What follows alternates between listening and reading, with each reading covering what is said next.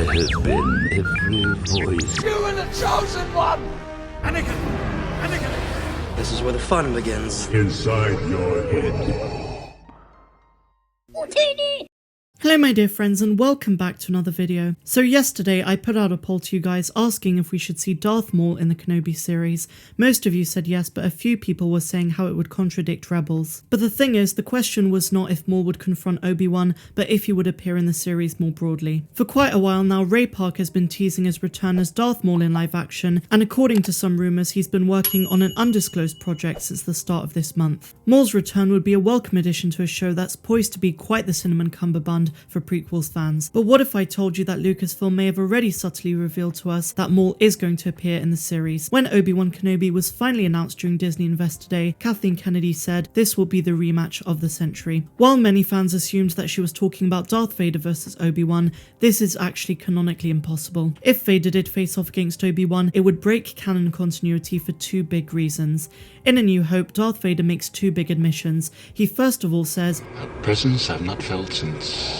And then when he goes on to face Obi-Wan, When I left you, I was but the learner. Now I am the master. When I left you, I was but the learner. Now I am the master. This would of course later turn out to be a reference to the Battle of the Heroes on Mustafar, as we saw in Revenge of the Sith. So by the time of A New Hope, which is 19 years after Episode 3, Vader hasn't seen Obi-Wan since that duel. In turn, this means that the duel will not be between Obi-Wan and Vader unless it's in dream form. So now let's bring in Darth Maul. Based on the timeline of the Kenobi series, we know from Star Wars Rebels that Darth Maul did not find Obi-Wan for another 5 years, but he was adamantly looking for him during this time period. So herein lies my theory. The rematch of the century that your favourite Sith Lord was talking about is actually Darth Maul versus Vader. Technically, Maul never fought Vader, but Anakin did have a run-in with him on Tatooine in Episode 1. The reasoning behind this theory lies in the mystery of Maul's demeanour in Rebels compared to what he's like in Solo. Something must have happened for him to have ended up being a defeated and broken wretch between these two time periods. So here's what I think goes down. At the time of Obi-Wan Kenobi, Maul will be operating as a criminal leader of Crimson Dawn. Obsessed with hunting down Obi-Wan, he will catch wind of a rumour that Darth Vader has intel on Kenobi being alive. You have to remember that Maul was thirsty for revenge and would stop at nothing to hunt down our favourite Jedi Master. At the halfway point of the Kenobi series, Darth Maul is going to confront Vader. This would be the perfect time for a reference or even a flashback to young Annie ducking down to avoid Maul on Tatooine all of those years ago. This is where I believe that Vader and Maul have one of the most intense and epic lightsaber duels that we've ever seen on screen. Hayden Christensen versus Ray Park, two expert swordsmen going head to head. The result of the duel will of course be that Vader wins, but he doesn't kill Maul. The defeat is the event that breaks Maul and causes him immense fear of Vader. His mental destruction in the wake of this duel leads to him relinquishing control of his crime syndicate and to where he ends up in Rebels further down the line. Broken but still desperate for revenge of Obi-Wan. Now it is possible using force projection or something of the sorts that Obi-Wan is going to be somehow present watching these events as they take place,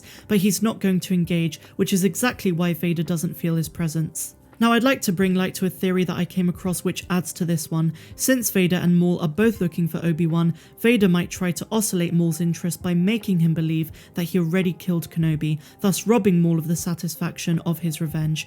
This could spark a duel between the two and Maul is then defeated. When Maul loses, he realises that his one driving force in life, getting vengeance over Obi-Wan Kenobi, has been taken from him. This would cause an even deeper spiral for him as his life has lost all meaning. Later of course Maul finds out that he was lied to, so when Maul says in Rebels he lives, it's strengthened by these events in the show, because he thought he's been dead all of this time. Maul is a fascinating character with an even more interesting psyche. See, I grew up with the prequels and Maul was a character we all found awesome, but there was always more to him than just his menacing looks and acrobatic lightsaber feats. He's a remarkably intelligent and sometimes wise character, and yet at every turn throughout Rebels and the Clone Wars Season 7, when you start to like him, you are taught not to trust him. He was ultimately the one who told Ahsoka about the plan, the only plan, the plan that he was a pawn in. He warned of Palpatine's rise and corruption, the fall of Skywalker and the impending demise of the Jedi Order, and yet underneath all of that was just mere self-interest and greed. Bringing him into the Kenobi series could add more depth to his character, and of course it would be criminal to not let Ray Park reprise the role one last time. The Kenobi series is after all a show for prequels fans, and like Star Wars fans of my generation, we grew up with Ewan McGregor and Hayden Christensen as our Jedi heroes. As such, within reason and in respect of the timeline, we would love to see more prequel actors and characters making cameos. Who knows, we might even see Qui-Gon Jinn as a Force ghost and Ian McDiarmid as Palpatine. But Maul is one which makes a lot of sense, and would add a spectacular layer of visual exhilaration to the show. It would also broaden Darth Vader's arc as well. We've focused a lot on Maul in this video, but let's not reduce the role that Hayden Christensen as Vader plays. Vader is arguably at his peak at this point in the timeline, and while Vader and Maul never met in canon, they did meet in a Legends comic book. In the book, a bit further down the timeline before the Battle of Yavin, a dark side splinter group called the Prophets of the Dark Side managed to create a copy of Darth Maul. The Prophets themselves stated that there are techniques to mold a being in every way. As an example, to the lesser vassals of Sidious's Galactic Empire, and to put an end to the tainted Sith apprentice, Darth Vader was chosen as the first target for the Dark Warrior. These dark side worshippers believed that Vader was too much of a Jedi to be worthy of a Sith Lord, so they agreed that with Darth Vader out of the way, Maul would once again become Sidious's apprentice, and with the Empire intact, together they would rule the galaxy.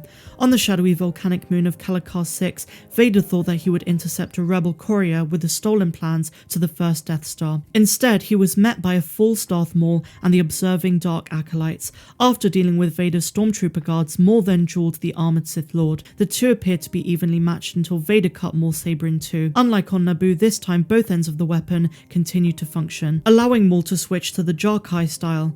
Vader had a difficult time countering this high degree of the style, and Maul brought him to heel. Yet as Maul went for the kill, Vader surprised him by stabbing his lightsaber through his own body, and through proximity Maul's as well, damaging his own life support circuits and almost losing his own life in the process. With Maul dead and left to be consumed by the lava, the observing acolytes were executed by the newly arrived Darth Sidious himself. So while this story is Legends, it is worth noting that any duel between Darth Vader and Maul would be absolutely epic, and I would love to see it in live action in the Kenobi series. But what do you guys think? Do you think we're going to see Maul take on Darth Vader? Do you think we'll see Maul at all in this series? And if not, who is the rematch of the century going to be between, and would Disney really break canon continuity? I look forward to reading your comments down below. Now before I go guys, I just have a couple of quick announcements. I'm going to be taking this channel to the next level with more appearances and interviews with actors from the Star Wars universe. You're still going to get your daily news, you're still going to get your Star Wars theory and explained videos that I do, but stay tuned for more interviews and appearances from celebrities. And now my friends, a quick note about merch. To celebrate Star Wars Day, brand new t-shirts are coming to my merch store. From now until the end of May, you get 20% off the entire store